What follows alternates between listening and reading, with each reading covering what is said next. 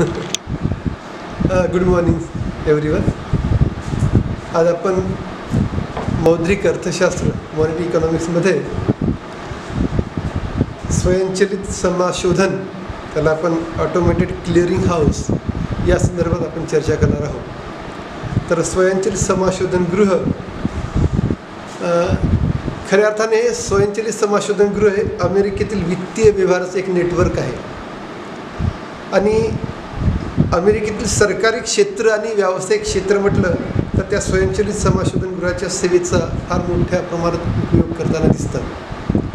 आणि व्यावसायिक विक्रेत्यांची देणीघेणी किंवा जे काही व्यावसायिक विक्रेत्यांचं देण्यासाठी डेबिट आणि क्रेडिट कार्डचा मोठ्या प्रमाणात या स्वयंचलित समाशोधन गृहाच्या पद्धतीने अमेरिकेमध्ये उपयोग केला जातो. आणि स्वयंचलित समाशोधन गृहाद्वारे विविध प्रकारची नावे, जमा असे व्यवहार केले जातात. डेबिट, क्रेडिट असे व्यवहार इलेक्ट्रॉनिक सिस्टीमने debit card, credit card, plastic money वेगवेगळ्या पद्धतीने हे ट्रान्सफर केले जातात.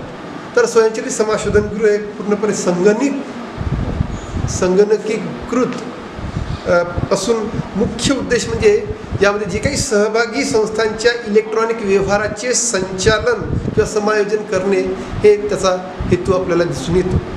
म्हणून भारतात स्वयंचलित समाशोधन गृह हे इलेक्ट्रॉनिक समाशोधन गृह किंवा इलेक्ट्रॉनिक समाशोधन सेवा किंवा प्रणाली या नावाने मोठ्या प्रमाणात ओळखले जाते. म्हणून या प्रकरणात मायकर तंत्रज्ञान, MICR टेक्नॉलॉजी, इलेक्ट्रॉनिक निधी स्थानांतरण, EFT fund transfer, electronic fund transfer आणि इलेक्ट्रॉनिक समाशोधन प्रणाली आणि समाशोधन गृहाशी संबंधित अनेक बाबीचं विस्तृत विश्लेषण या प्रकरणामध्ये करण्यात येत आहे. तर मायकर तंत्रज्ञान, MICR टेक्नॉलॉजी काय आहे या संदर्भात आपण जाणून घेऊया. जसं आपण आधुनिक युग हे इलेक्ट्रॉनिक युग किंवा संगणकीय युग आहे असं समजलं जातं. संपूर्ण बँकिंग क्षेत्रामध्येच नव्हे तर रेल्वे असो, इन्शुरन्स असो, संपूर्ण क्षेत्रामध्ये, व्यवसाय क्षेत्रामध्ये या तंत्रज्ञानाचं स्वरूप मोठ्या प्रमाणे आगळ्या पद्धतीने विस्तारित झालेलं दिसतं. मग MICR हे बँकिंग क्षेत्रामध्ये एक MICR magnetic ink character recognition म्हणतो आपण त्याला. मॅग्नेटिक इंक कॅरेक्टर रिकग्निशन या शब्दाचं संक्षिप्त रूप मराठीमध्ये चुंबकीय शाई अक्षर ओळख असं म्हटलं जातं. चुंबकीय शाई अक्षर ओळख. तर हे तंत्रज्ञान बँकेतील धनादेशाच्या बाबतीत लागू होते. केवळ बँकेच्या धनादेशाच्या बाबतीत लागू होते. मायकर तंत्रज्ञान हे मायकर धनादेशाच्या संदर्भात उपयोगात आणले जाते. या धनादेशात चुंबकीय शाईचे म्हणजे मॅग्नेटिक इंक कॅरेक्टर रिकग्निशन ची ओळख, चुंबकीय शाईची ओळखण्यासाठी क्रमांक दिलेला जातो, डिजिटल क्रमांक दिलेला जातो. धनादेशाच्या बँक शाईची ओळख पटवण्यात याची फार मोठ्या प्रमाणात मदत होते. तर मायकर धनादेश या धनादेशाचा स्वतंत्र प्रकार नसून हा धनादेश ड्राफ्ट, डिव्हिडंड, वॉरंट अशा पद्धतीने यांत्रिक पद्धतीचं जलद गतीनं समाशोधन करण्याची एक प्रकारची सोय बँकेद्वारे निर्माण करण्यात आलेली आहे. ही सोय भारतामध्ये अगोदर केवळ मुंबई, कलकत्ता, दिल्ली आणि चेन्नई या 4 महानगरातच उपयोगात आणली जात होती किंवा ती उपलब्ध होती. परंतु आता जवळपास संपूर्ण शहरात, भारतातल्या संपूर्ण शहरात आणि अनुसूचित बँकात, शेड्यूल्ड बँकमध्ये ही संपूर्ण सोय करण्यात आलेली आहे. म्हणून या MICR पद्धतीचा जो तंत्रज्ञानाचा आकार भारतीय रिझर्व्ह बँकेने मायकर धनादेश मध्ये त्याला मायकर धनादेशाची सुविधा करून दिली असून त्यासाठी विशेष गुणवत्तेचा कागद वापरला जातो. आणि या मायकर धनादेशाचे विविध नमुने बघितले तर त्याचा आकार, नमुना रिझर्व्ह बँकेने निश्चित करून दिलेल्या आकारमानामध्ये करून दिले जाते.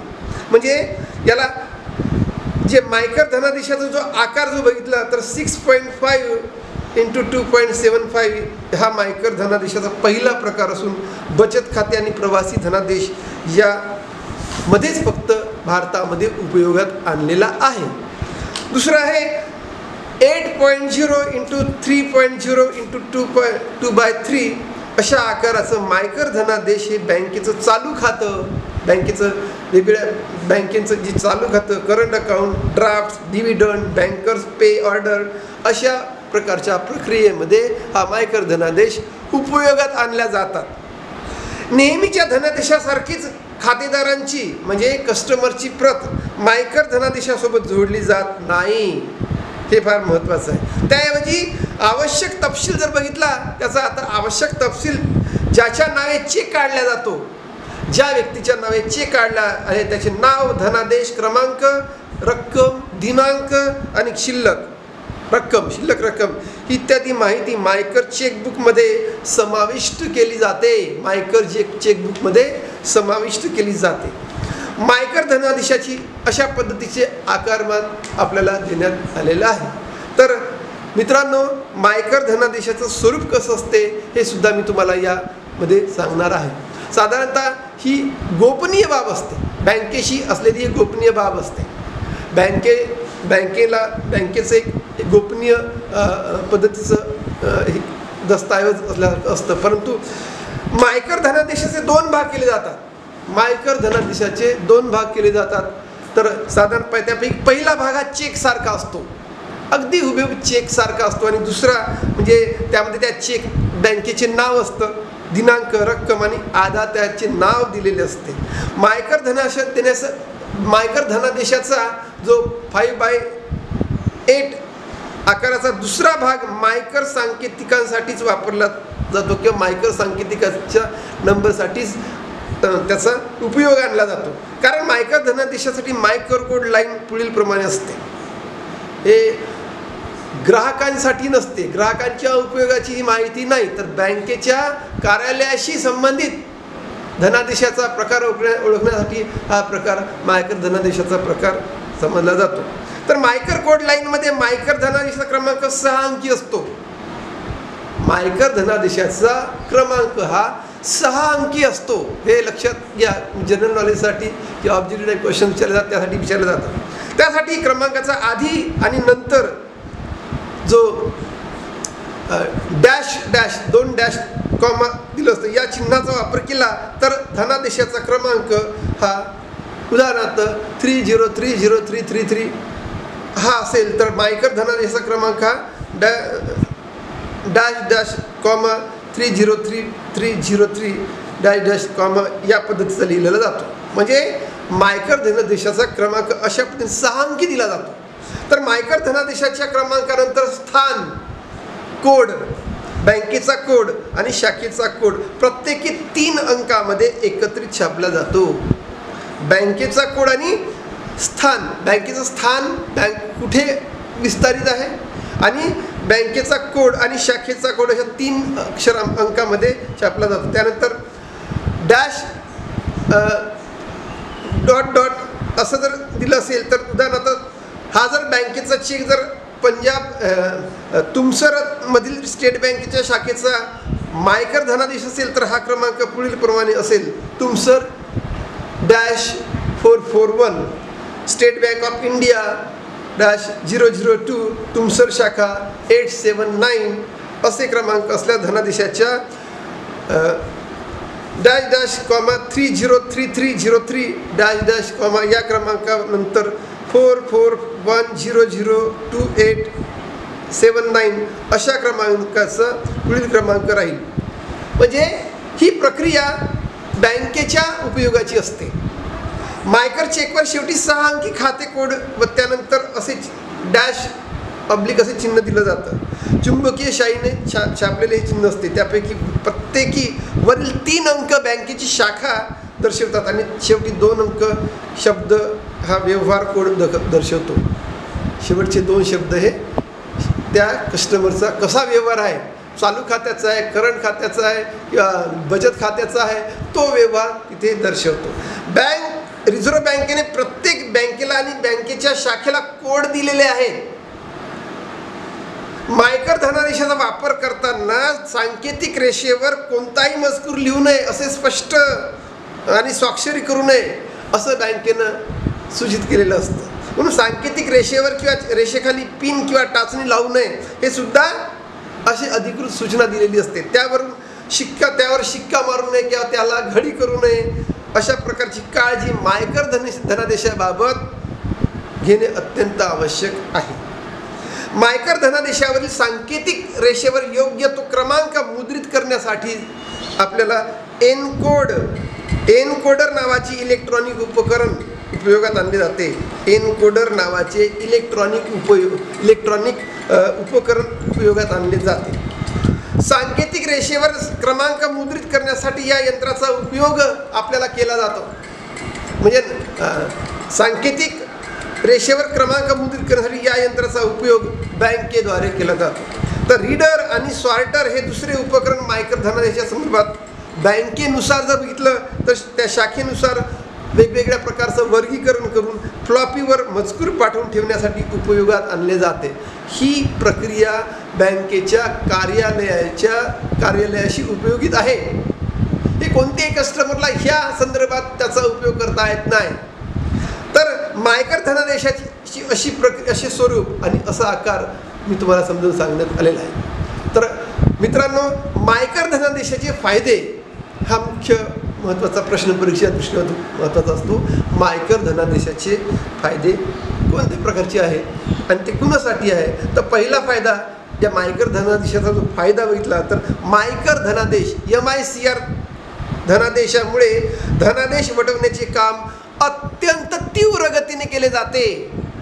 मायकर धनादेश वटवण्याचे काम मोठ्या गतीने, मोठ्या तीव्रतेने बँकेद्वारे वटवले जाते. निरसनगृहाच्या कामकाजात त्याचा फार उपयोग होतो. अंतर्गत जे काही बँकेचे धनादेशाची जे काही ट्रान्झॅक्शन असतात ते म्हणजे धनादेशाचं निरसन करण्यासाठी त्याचा मोठ्या प्रमाणात उपयोग केला जातो. बँकांच्या अनेक शाखा निघाल्याने चेकचा वापर प्रचंड प्रमाणात केला जातो. शाखाचे चेक वटवण्याचे काम मोठ्या प्रमाणात सुलभ पद्धतीने केले जाते. म्हणजे बँकेच्या अनेक शाखा आपल्याला दिसतात.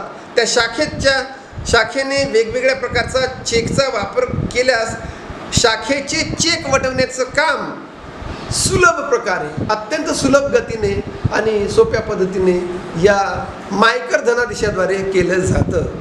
मायकर चेकचा ठराविक आकार आणि विशिष्ट कागद असतो. मायकर चेकचा ठराविक आकार आणि ठराविक कागद असतो, त्यामुळे त्याची नकल करता येत नाही. आपण पाहतो व्यवहारामध्ये हजारो लाखो नकली नोटा येतात, त्याचं नकल केलं जातं, पण आजपर्यंत कुणी चेकची नकल करताना कोणी दिसली नाही. त्या मायकर चेकची नकल मात्र कुणालाही करता येत नाही. आजपर्यंत अनेक फ्रॉड बघितले, पण बँकेच्या धनादेशाची, मायकर चेकच्या धनादेशाची नकल मात्र कोणत्याही देशात कोणत्याही व्यक्तीने आजपर्यंत केलेली नाही. हे फार महत्त्वाचं गोपनीय एक प्रक्रिया आहे. मायकर चेकच्या तळाशी एक पांढरी पट्टी असते. मायकर चेक जो असतो त्या तळाशी एक पांढरी पट्टी असते. त्यावर काही सांकेतिक क्रमांक दिलेले जातात. त्यावर सांकेतिक क्रमांक सुद्धा लिहिलेले जातात. त्यासाठी चुंबक भारांकित कण असलेली विशिष्ट शाई वापरली जाते आणि यामुळे गैरव्यवहार प्रतिबंध बसतो. यामुळे गैरव्यवहार निर्माण होण्यास प्रतिबंध बसतो.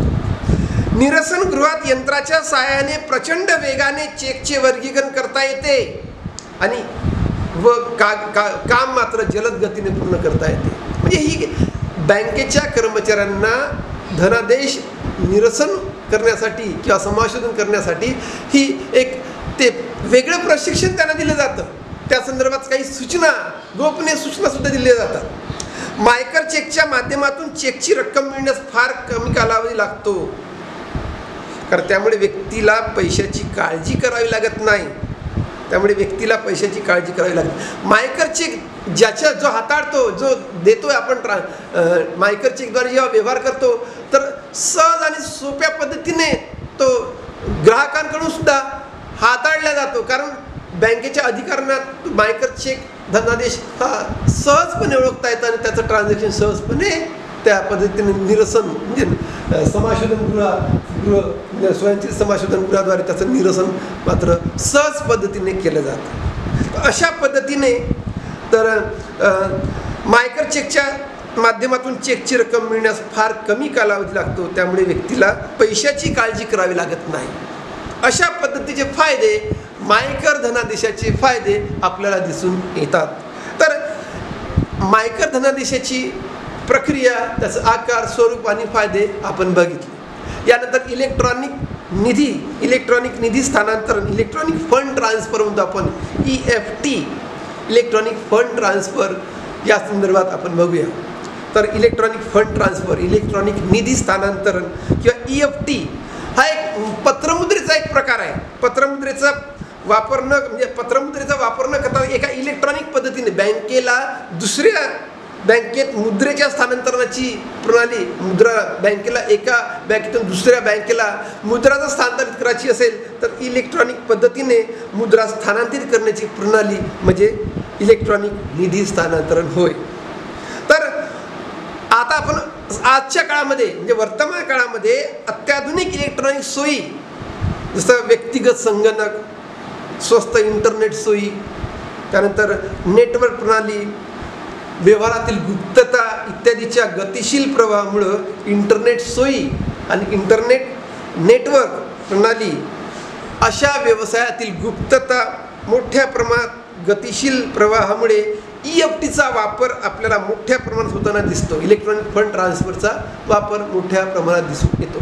कारण देशामध्ये आर्थिक, सामाजिक, तांत्रिक विकास झाल्यामुळं, औद्योगिकरण झाल्यामुळं आणि देशातील तंत्रज्ञान प्रणाली आणि उपकरणे मोठ्या प्रमाणात वापरात आल्यामुळं लोकांना त्याचं ज्ञान झालेलं आहे, जनतेमध्ये, समाजामध्ये मोठ्या प्रमाणात त्याचा प्रसार झालेला आहे. त्यामुळे इलेक्ट्रॉनिक फंड ट्रान्सफरद्वारे अत्यंत काही नवीन तंत्रज्ञानाच्या पद्धती, बँका, इन्शुरन्स, रेल्वे, मोठमोठ्या औद्योगिक कंपन्यांद्वारे काही या पद्धतीचं हाताळणी करण्याचं कार्य मोठ्या प्रमाणात करताना दिसून येतं.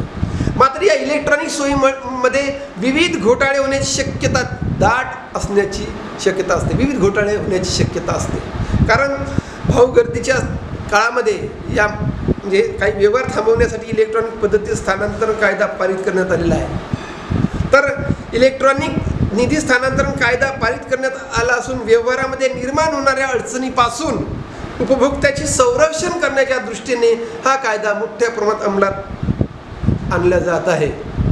तर मित्रांनो, इलेक्ट्रॉनिक निधी स्थानांतरण EFT म्हणजे अशी एक संगणक आधारित प्रणाली आहे, की जिचा उपयोग इलेक्ट्रॉनिक स्वरूपात वित्तीय व्यवहार पूर्ण करण्यासाठी संपूर्ण प्रमाणात केला जातो. इलेक्ट्रॉनिक व्यवहार पूर्ण करण्यासाठी त्याचा उपयोग केला जातो.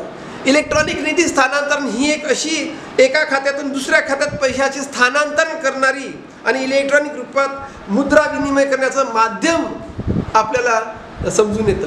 इलेक्ट्रॉनिक निधी स्थानांतरणामुळे मुद्रा ही एका बँकेतून दुसऱ्या बँकेत कशा पद्धतीने स्थानांतरित केलं जातं हे या प्रक्रियेमुळे केलं जातं. म्हणून हे इलेक्ट्रॉनिक मुद्रा विनिमयाचं एक माध्यम आहे असं समजलं जातं. मित्रांनो, हे एकतर वित्तीय संस्थेत किंवा दुसऱ्या संस्थेमध्ये सुद्धा याचा उपयोग सहजपणे केला जातो. जिथे उपकरणाची सोय आहे, इलेक्ट्रॉनिक तंत्रज्ञान इथे उपयोगात आणलं जातं, तिथे या माध्यमाचा उपयोग सहजपणे हाताळला जातो.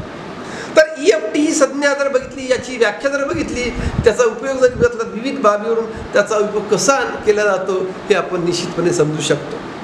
मित्रांनो, कार्ड धारकाचा प्रारंभिक व्यवहार कसा आहे? कार्ड धारकांकडे जो काही प्रारंभिक व्यवहार म्हणजे कार्ड धारकाकडे त्याचं खातं उघडल्यानंतर त्याला जे डेबिट कार्ड, क्रेडिट कार्ड, जे काही इलेक्ट्रॉनिक काही माहिती दिली जाते, ज्या ठिकाणी कार्ड धारक आपल्या शोधन कार्डचा उपयोग मोठ्या पद्धतीने करताना दिसतात, जसं इलेक्ट्रॉनिक निधी स्थानांतरणाचा उपयोग, जसं पगार पत्रक सर्व्हिस खात्याच्या माध्यमातून अनेक व्यावसायिक संस्था आपल्या कर्मचाऱ्याचं वेतन प्रत्यक्ष त्यांच्या खात्यात जमा करताना या इलेक्ट्रॉनिक फंड ट्रान्सफरचा मोठ्या प्रमाणात उपयोग केला जातात. संगणकाद्वारे त्याचं वेतनपत्रक पाठवून त्याच्या वेगवेगळ्या खात्यावर त्याचं रक्कम स्थानांतरित केली जाते. मोठ्या व्यावसायिकांना आपल्या उपभोक्त्याचे चेक, बँक खाते, वस्तू व सेवांच्या शोधनासाठी डेबिट केले जाते, नावे केले जाते. त्यासाठी प्रत्यक्ष वेतन नावे केले जाते. त्यालाच कधी कधी इलेक्ट्रॉनिक चेक्स सुद्धा म्हटले जाते.